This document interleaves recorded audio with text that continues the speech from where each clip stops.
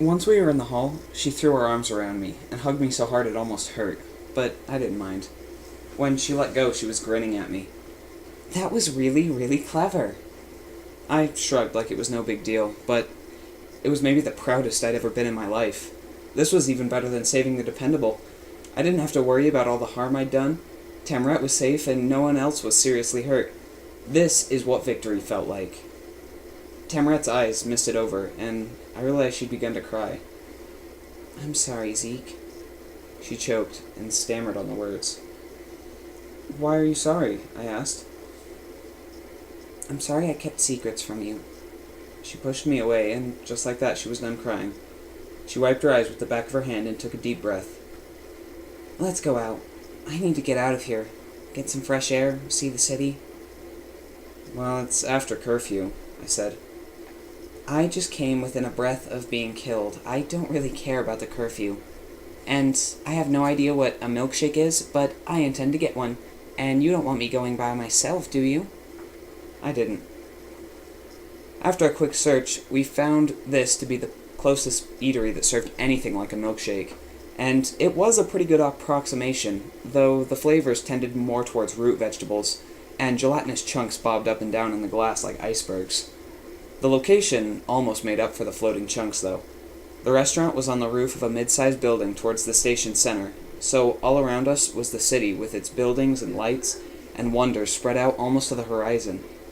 Above us, 3 of the gas giant's variously colored moons shone bright through the dome. There was a low, whining music playing, like mosquitoes buzzing to an irregular and unpredictable beat. And there were other tables with other couples. They were at their tables and we were at ours, and all of Confederation Central was lit up in every direction. The stars were blazing above us, and shuttles with their flashing lights darted through the sky. Tamrat's jaw was a little swollen, though the nanites were hard at work to minimize the damage. My hand, too, was already feeling better, but I was still a little dizzy with relief. When I'd first set foot into the control room, I'd been so afraid that I would fail her, that I'd have to stand by helplessly while Ardov hurt her. But instead, I'd saved her with my button pushing. And now, here we were, overlooking all this beauty, all this wonder. I couldn't imagine it was possible to be happier or more content than I felt at that moment. "Why does he hate you so much?" I asked. "Well, now he hates me because he thinks I've been messing with his account to keep him from gaining experience points." "Have you?" I asked. She laughed and shook her head, and her hair fell forward and danced around her face, and she whisked it away and looked up at me. "Don't be silly, Zeke. Of course I have." I leaned forward. "Are you out of your mind? You're gonna get yourself kicked out." "Well, they'd have to catch me first, so I think I'm okay. Their security amounts to a sign saying, 'Please don't break our rules.'" "I thought hacking the skill system wasn't even possible, though." "For Confederation citizens," she said with a wicked smile. "For Ardov, the security was a little more laxed." "I don't believe this. Are you some kind of compulsive criminal?" "You're talking like your chaperone, Mrs. Price," Tamrat said. "You know, she wants me to stay away from you, right?" "Did she tell you that?" I felt my whole body tense. Was Mrs. Price going around trying to ruin my friendships behind my back? "She said it was for the good of your planet, that I was getting in the way of your making friends with your own kind. She said that you were only friends with me and Steve because the other humans didn't want you." "You don't believe that, do you?" My voice broke somewhat embarrassingly, but I hoped it wouldn't get lost in translation. "Well," Tamrat said airily, clearly wanting to tease me now, "I see how you look at the others in your delegation." "Tamrat..." "Oh, back to the story. I was talking about how I was tinkering with Ardov's experience points." I tried to put Mrs. Price's meddling out of my mind. "Which you shouldn't have been doing. They caught you before, and this is even more serious. You know how they are about the point system." "And would you really care if they kicked me out?" she asked. I couldn't answer that, though. Not truthfully. I couldn't let her know how much I'd care. I couldn't tell her that if I hadn't been fighting for my mother's life, I'd rather be kicked out myself than have to stay here without her. "Why was he harassing you? Why do you put up with him bossing you around?" "Because he can," she said. I don't belong to a caste, Zeke. Not anymore. And that means I have to obey the leadership of the highest caste in our community. And right now, that's Ardov. According to our law, I have to do what he says, provided he doesn't tell me to hurt or degrade myself or others. If I don't obey him, I'll be arrested as soon as I get home, regardless of how well I do here. I pretended it doesn't bother me, because that's the only defense I have. I didn't know anything about the caste system in her culture. She'd never wanted to talk about it before, and I wasn't about to start asking her to explain it. But I felt like I understood the main points, even if I didn't know how she'd ended up in such a vulnerable position. Oh, and Snowflake, since you're so clueless, is an insult. Maybe you noticed no one in my delegation has my coloring? Well, no one in my delegation has mine, I said. She scrunched up her face. I guess, now that you mention it. It was crazy that the differences in skin color had caused so much misery and pain on my world, yet to Tamret, the range from Charles's dark brown to my sunless pink was hardly noticeable. Is white, fur so unusual?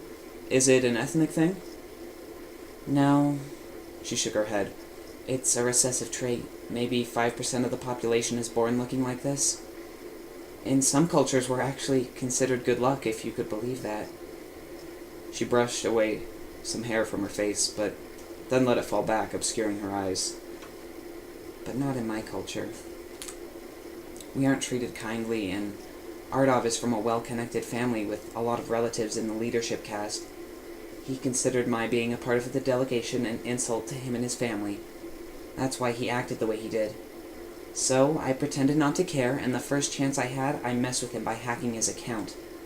But it got out of hand, which is what you saw when you were spying on me. I wasn't spying, I said, feeling myself blush. When I saw you two together in the hall, I had a bad feeling, and I thought I should check it out. I know. I'm sorry that I didn't talk to you about this before. I don't know, embarrassed, I guess. She put a hand on mine. I won't forget what you did for me, though. Anything you need, anytime, for any reason, you name it. You don't have to thank me, I said, feeling my face burn. I'm your friend. I know you are, and I know what that means. She took a long drink. My father worked for the housing authority in our city-state. When I was 8, the real estate market pretty much collapsed, though. There were a lot of reasons, I guess, the economy and all that. I don't really understand it, but I know it wasn't any one person's fault, but they needed someone to blame. And one of the people they blamed was my father. He'd never done anything but serve as he'd been asked to, but they arrested him. I still don't know if he was killed or sent to a gulag. I'm sorry, I said. It was a pathetic thing to say, but there really wasn't anything else. He and my mother married pretty young, and she was so in love with him. She smiled when she said this and looked off like she was remembering something. It was embarrassing to me, to see how much they loved each other, holding hands and kissing all the time, and when they took my father away, she couldn't accept it, People who disappear like my father don't come back.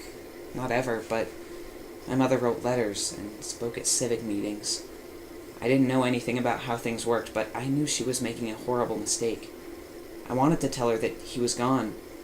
She couldn't get him back, and she had a daughter, a snowflake daughter, who needed her, but I couldn't say it, because I wanted him back too. Because I didn't want to face what I knew was true. I wasn't enough for her. If he was gone, then I wasn't reason enough for her to live. Tamret, I said, you don't have to tell me all this. Yes, I do. You need to understand. She paused for a moment, her eyes distant. So no surprise they took her too. When she was arrested, I became an orphan according to our laws. I lost my parents' status and class, and because they held our housing permit, I had to leave our home. She was dead or in a gulag, and I didn't know. But I had nowhere to live and nothing to eat. Children without parents don't exist. I was a snowflake, so there was no one lower than I was. Things were going to end up very bad for me. She was starting to cry now, silent tears streaming from her eyes. I took her hand and she squeezed it. "My friends let me live with them now," she said. "Some of them had parents who were sympathetic, and they were kind to me, but I couldn't stay with one family for too long because of the risk.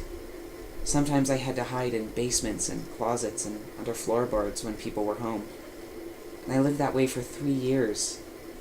I knew I was never going to be anything but a burden to the people I cared about, unless I could figure out a way to change things, though. Little, secret things.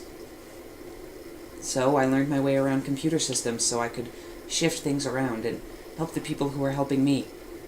But when the government started cracking down on dissident kids and some of my friends got caught in the net, I wasn't going to let them rot behind bars or face a silencing squad without at least trying to help them. But I got caught. My government is a lot more worried about security than they are here. Anyhow, that's why I was in prison when Dr. Roop came for us." She wiped at her face and sniffed, and seemed to be willing herself to stop crying. And just like that, she was done. "I wouldn't still be alive without my friends, so please understand, my friends are everything to me.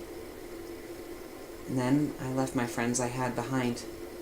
I came here in a ship with 3 rurals who hated me, and I was all alone. But then I met Steve." She was grinning. "When I first saw him, I thought he was a terrifying monster. But then he opened his mouth, and about 10 minutes later, he was like the best friend I'd ever had." I nodded. "I know exactly what you mean." "And then you," she said, her eyes cast downward. "And then me." "This is an amazing place," she said. "These Confederation types are the most wonderful creatures, but I think maybe you and your green data collector are right. We have been brought here for some reason, and I know that things aren't going to be calm forever. But I have my friends, and if you, me, and Steve stick together, I think we're going to be okay." We didn't talk on the train ride back to the government compound. We didn't need to say anything. We sat in our seats, swaying with the movement and looking out the window, feeling the alien and comforting warmth of each other's presence. I walked her to a room, and we stood in the hall outside her door in the dim night cycle light. She took both my hands in both of hers. "This was a good night," she said. "You rescued me." "I pushed some buttons," I said. "You rescued me," she said again, smiling shyly and turning away just a little. Tamret was clever and wild, and a little frightening. Maybe more than a little frightening, though. I felt like I could spend a day or a week doing nothing but watching her, look at her fur, her ears, her face, and thinking about how it was like and unlike a human's. I was fascinated by her, and there wasn't any point in pretending otherwise, but was that enough? Could I just like her and admire her without wanting to be with her, and want to be with her, without wanting to change the way things were?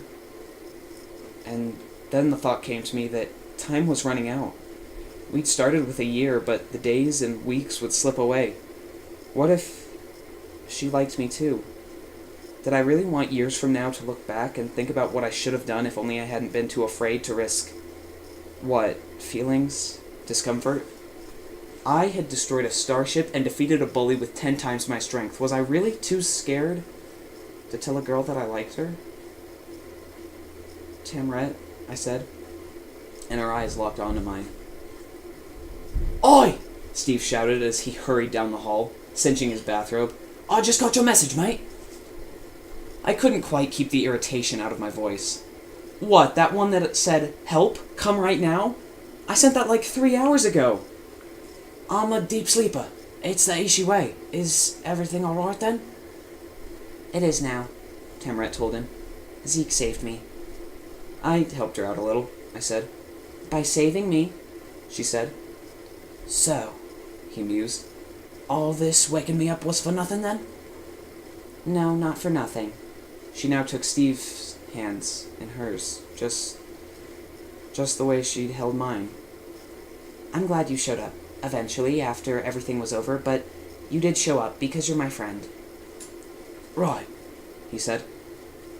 Alright then, looks like there's nothing left but talking, so I'm gonna go back to bed. Tamrat let go of Steve and opened her door. She slipped partway into the darkness. Good night, boys. Boys. The two of us. Equals. I was such an idiot. I watched as she shut the door, and I thought of everything I wished I'd said. I wished I'd told her how I felt, though I knew that. I wanted to tell her that I was there for her. I was her friend. Anything she needed, anytime. I wished I'd told her, but I'd waited too long.